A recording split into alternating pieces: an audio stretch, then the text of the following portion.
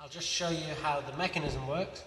The grounding stick is pushed through this hole here, and the ground cable is screwed directly to the grounding stick to ensure there's always a good connection. And then I've put this terminating stud here so that you can connect your main ground onto here. This is silicon flexible cable, so even after continued operation it shouldn't break or get damaged. And the mechanism here is tightened using 2 cap screws in a clamp arrangement. They're tight already, shouldn't need to be adjusted.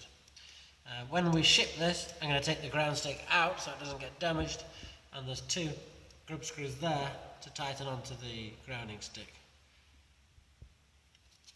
So that's simply going to release there, take off the ground cable there, and pull out the ground stick.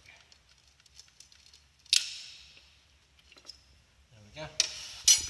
This mechanism, that's just a counterweight. It's not necessary to return because there is also a return spring.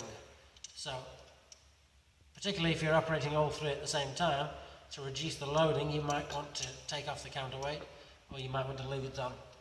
Again, to give you some flexibility, if you want to take it off, just remove the Allen key screw there in the middle.